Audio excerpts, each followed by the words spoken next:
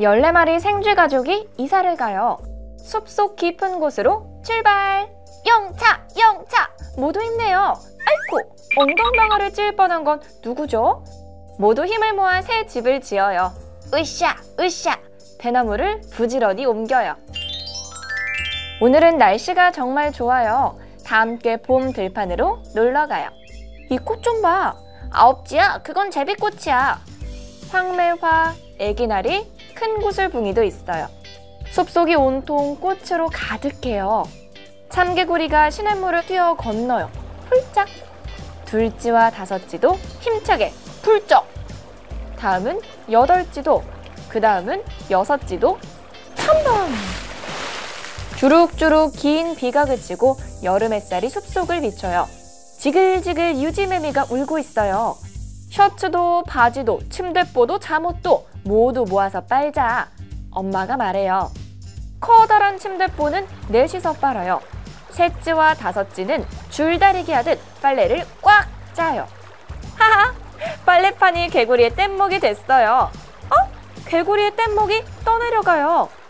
큰일이야 큰일! 폭포 아래로 떨어지겠어. 과연 개구리는 어떻게 될까요?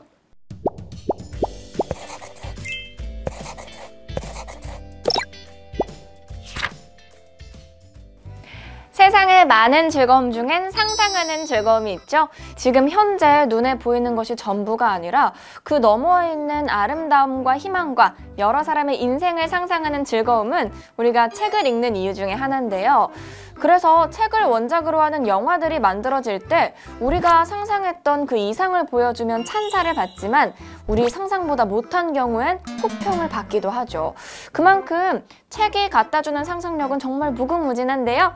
여름의 더위를 상상하는 즐거움으로 잊게 만들어주는 책과 함께합니다. MBC 아나운서국과 예스24가 함께하는 이 책 하나. 네, 안녕하세요. MBC 아나운서이자 이 책 하나의 북자키 박소영입니다. 이제 보통 그림책이라고 하면 어린아이들을 위한 책이다 라고 생각하시는 분들도 참 많은데요. 사실 그림책 중에서도 아이들뿐만 아니라 우리 어른들도 함께 보고 즐길 수 있는 책들이 참 많습니다. 그 대표적인 작가 중 한 사람이 바로 일본 작가 이와무라 카즈오 작가인데요. 일본의 대표적인 그림책 작가입니다. 소학관 회화상, 산케이 아동 출판 문화상 등을 수상을 했고요. 항상 섬세한 그림, 따뜻한 그림으로 전 세계 15개 나라에 출판될 만큼 많은 사랑을 받고 있는 작가입니다. 그러고 보면 활자로만 이루어진 책은 번역을 어떻게 하느냐에 따라서 책이 원래 담고 있던 정서가 온전하게 전달되지 못할 수도 있지만 그림책 같은 경우는요. 그림은 만국 공통어잖아요. 그림이 담고 있는 작가의 정서나 생각은 나라 구별 없이 전 세계 누구에게나 그대로 전달될 수 있다는 장점이 있습니다. 그런 점에서 오늘 소개해드릴 이와무라 카즈오의 14마리 시리즈, 이 그림책 역시 일본 작가의 그림책이지만 이 책에 담겨져 있는 가족들에 대한 애정과 사랑은 그대로 일본어를 모르는 저에게도 전해졌던 명작입니다. 이 14마리 시리즈는 14마리 생쥐, 대가족의 일상을 정말 곱고 예쁜 그림에 담아낸 그림책인데요. 14마리의 이사하기, 14마리의 봄소풍, 14마리의 빨래하기까지 생쥐 대가족 14마리의 이야기들을 아주 아름답게, 곱게, 아기자기하게 부드럽고 아름다운 그림체로 그려내고 있습니다. 이 14마리 시리즈의 주인공은요, 바로 14마리의 생쥐 대가족입니다. 할머니, 할아버지 생쥐, 엄마, 아빠 생쥐, 그리고 10마리의 어린이 생쥐들이 있는데요. 이름도 참 예뻐요. 첫째는 첫쥐, 둘째는 둘쥐, 셋째는 셋쥐. 이렇게 이름이 붙여지니까 당연히 막내는 열쥐겠죠? 그리고요, 책마다 이렇게 띠지가 둘러져 있는데 뒷편을 보면 이렇게 생쥐 가족들이 하나하나 소개가 돼 있습니다. 그래서 이 그림책을 읽으면서 아, 얘가 넷쥐구나, 얘가 다섯쥐구나 하나하나 생쥐들을 구별해보는 재미도 쏠쏠합니다. 생쥐 대가족 중에서 가장 귀여운 아이는 누구? 제가 봤을 때는 여덟쥐가 이 모든 그림책에서 가장 장난기가 많은 듯한 얼굴을 가지고 있더라고요. 아무래도 아이들이다 보니까 귀여운 애들한테 눈길이 좀 가던데 저는 여덟쥐가 가장 귀여웠습니다. 사실 요즘에는 대가족이란 개념이 별로 없잖아요. 할머니, 할아버지와는 따로 사는 경우가 더 많고 같이 살더라도 뭐 외동이나 형제가 별로 없는 경우도 많고 아파트에 살다 보니까 가족하면 우리 아이들이 상상할 수 있는 이야기가 한계가 있기 마련인데요. 자연 속에서 살아가는 14마리나 되는 생쥐 대가족의 이야기를 그림으로 만나다 보면 가족의 역할, 함께 지내는 모습이 정답게 그려지고 있고요. 또 아이들이 몰랐던 대가족의 훈훈하고 사랑이 넘치는 모습을 알게 되고 어른들은 어른들대로 우리가 어릴 때 시골에 있는 할머니, 할아버지 댁에 놀러 갔던 그 시절의 대가족 북적북적한 추억을 되살릴 수 있습니다. 네, 어린 시절 할머니, 할아버지와 함께한 추억이 있는지 어떤 추억? 저 같은 경우에는 어릴 때 할머니 댁에 가면 할머니가 저를 업고 마당에서 꽃을 보면서 항상 노래를 불러주셨어요. 근데 그게 참 기억에 오래 남는 것 같아요. 어떤 노래 불러주셨어요? 할머니가 그때 일본어로 노래를 나나나나나나나나나나나 하는 노래를 항상 불러주셨는데 그 노래를 들으면서 이거는 무슨 꽃이야, 이건 무슨 꽃이야 설명해 주시는 게 너무 좋았던 것 같아요. 책 14마리의 이사학입니다. 이 중에서 한 장면 보여드릴게요. 이렇게 각자 짐을 지고 이사를 하기 위해서 언덕을 다 같이 올라가는 장면이 있는데요. 영차 영차 각자 앞사람의 꼬리를 잡고 다 같이 언덕을 오르는 모습이 너무 귀엽죠? 이렇게 그림 하나하나마다 작가의 따뜻한 시선과 상상력이 담겨 있고요. 굳이 말로 하지 않아도 가족은 어떤 일이 있을 때 서로서로 함께 돕는 거다라는 사실을 알려주고 있습니다. 다 같이 힘을 모아서 대나무를 옮겨서 집을 짓는 모습도 너무 귀여운데요. 이 와중에 대나무 2개를 잡고 대롱대롱 매달려 있는 아기 생쥐의 모습도 너무 귀엽습니다. 이 그림책에서 제일 중요한 게 바로 그림의 분위기잖아요. 이와무라 카조의 그림은 섬세하고 아기자기한 게 매력이에요. 이 주인공으로 등장하는 생쥐들의 표정과 발짓, 손짓 하나하나까지도 섬세하게 그려져 있고요. 배경에 그려진 자연들까지도 대충 그린 게 하나도 없습니다. 나무 한 그루, 풀 한 포기, 꽃 한 송이까지 예쁘고 섬세하게 그려져 있어서 아이들과 같이 이 꽃이 민들레야, 이 꽃이 단풍딸기야 하나하나 그림을 보면서 가르쳐줄 수 있는 재미도 있습니다. 네, 이 책은 14마리의 봄소풍이라는 책입니다. 이 안에 나오는 그림을 볼까요? 이 숲속으로 봄소풍을 가는 14마리 생쥐의 가족의 귀여운 모습도 있고요. 이 숲속에 피어있는 꽃들도 볼 수가 있는데요. 큰 구슬붕이, 애기나리, 황매화, 또 다양한 꽃들이 가득한 이 그림만 보고 있어도 정말 내가 이 화창한 봄날 숲속에 와 있는 것만 같은 정말 싱그러운 분위기가 들고 꽃향기가 여기까지 느껴집니다. 생쥐 가족들의 귀여운 표정, 장난기 어린 표정, 호기심 많은 표정, 즐거운 몸짓까지 하나하나 우리는 정말 풍부한 이야기들을 상상할 수가 있습니다. 이 그림도 마찬가지인데요. 가족들이 시냇물을 건너다가 외나무 다리에서 한 마리 생쥐가 떨어졌어요. 놀라서 헐레벌떡 달려오는 생쥐도 있고 깔깔깔깔 보고 웃는 가족도 있고 내려와서 손 내밀어서 도와주는 생쥐까지 하나의 그림 속에서 다양한 생쥐들의 모습을 보는 재미가 가득합니다. 네, 어떤 분들은 그림책이라고 하면 책에 그림만 있고 글자가 별로 없어서 우리 아이들에게 읽어줄 만한 얘기가 별로 없지 않나 생각하시는 분들도 있더라고요. 근데 실제로 제가 아는 분 중에 어떤 분 얘기가 이 책을 보면서 오히려 아이들이 무궁무진한 궁금증을 가지고 질문을 한다고 하더라고요. 우리 아이들은 어른들이 미처 보지 못한 작은 그림들까지 발견하는 게 너무 신기한 것 같아요. 예를 들면 엄마, 물속에 있는 개구리는 지금 뭘 하고 있는 거야? 민들레 아래 뱀이 숨어 있어. 풍뎅이 2마리도 같이 영차, 영차 하고 응원을 하고 있어. 이렇게 우리 아이들은 순수한 동심의 눈으로 어른들은 보지 못하는 것까지 그림 속에서 발견하고요. 그 속에서 풍부한 상상력을 발휘하면서 무궁무진한 이야기를 만들어낼 수 있는 게 바로 이 책이 오랫동안 다양한 나라에서 사랑받는 이유입니다. 아이들은 질문을 많이 하는 게 특징이죠. 박소영 아나운서는 어릴 때 어떤 질문을 많이 했나요? 저는 어렸을 때 부모님한테 이런 질문을 많이 했던 것 같아요. 길을 가다 보면 하늘에 떠있는 해나 구름 같은 걸 보고 엄마 저거는 내가 만질 수 있는 거야 없는 거야? 이런 질문도 많이 했고 날씨에 대한 질문을 많이 했었어요. 비가 내리면 비는 왜 내리는 건지 물어보고, 눈이 내리면 눈은 왜 내리는 건지, 언제까지 내리는 건지. 그래서 엄마가 대답해 주실 수 없는 질문들을 많이 해서 엄마가 골라내셨던 것도 기억이 나네요. 이 책은 또 수채화의 색감도 너무 아름다운 책입니다.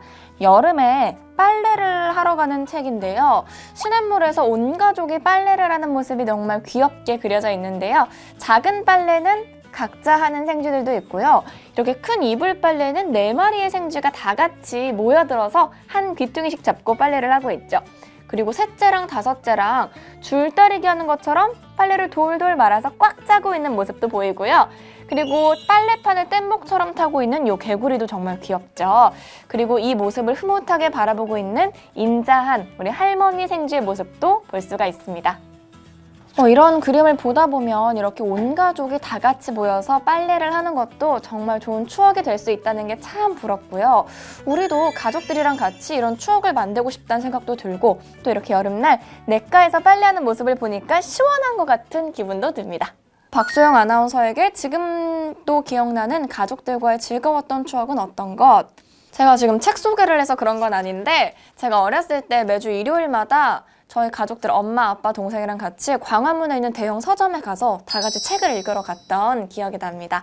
다 같이 가서 각자 코너로 흩어져서 한 1시간씩 책을 읽고 마음에 드는 책 한 권씩 고르면 그 책을 사가지고 집에 돌아왔는데, 어렸을 때 다 같이 그렇게 서점에 매주 갔던 기억이 지금까지 너무 생생하고, 그때 읽었던 책들이 아직까지 기억에 많이 남는 것 같아요. 이 14마리 시리즈 그림책은요, 한 장 한 장 책을 쉽게 넘기지 못하는 그런 매력이 있습니다. 그림 하나하나에 자세히 보면 볼수록 매력을 계속해서 찾아낼 수 있고 숨겨진 보물들이 너무 많습니다. 어릴 때 우리가 보물찾기를 하듯이 숨어있는 작은 그림들도 발견하고요. 이쁜 그림에 감탄도 하고, 또 이 생쥐 가족들 첫째부터 10째까지 이름도 하나하나 맞춰보고, 어떤 애는 어디서 무슨 장난을 하고 있나? 엄마 아빠 생쥐는 뭘 하고 있나? 하나하나 그림들을 뜯어보는 재미가 가득합니다. 그래서 우리 아이들도 재밌어하지만 어른들이 이 책을 보면 잊고 있던 옛날 가족들의 추억도 소환하고, 복잡한 생각들은 다 내려놓고 나도 생쥐 가족과 함께 이 숲속에 가고 싶다 라는 생각을 하게 하는 책이 이 14마리 시리즈입니다. 네, 믿고 본다라는 말이 있잖아요. 감독을 믿고 보는 영화도 있고 또 작가를 믿고 보는 책도 있는데요. 1983년에 일본에서 출간된 다음에 여러 나라에서 사랑받다가 우리나라에서도 이렇게 재출판될 정도로 오랫동안 사랑받는 책은 다 이유가 있겠죠.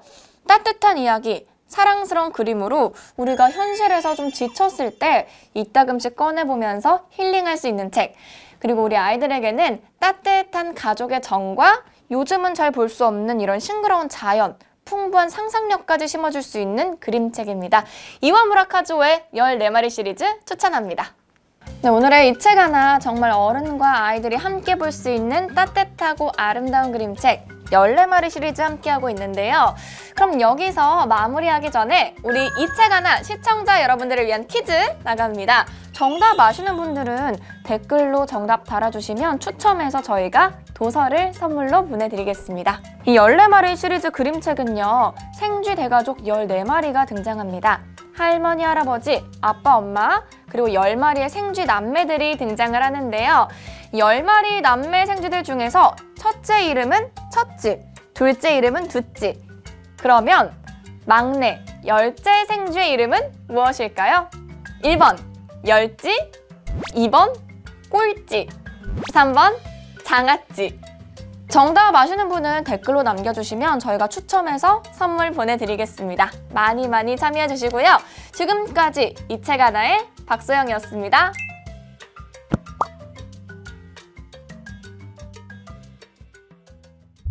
오늘 제가 이 책을 선물해주고 싶은 사람은 바로 이휘준 아나운서입니다. 선물이에요. 아, 고맙습니다.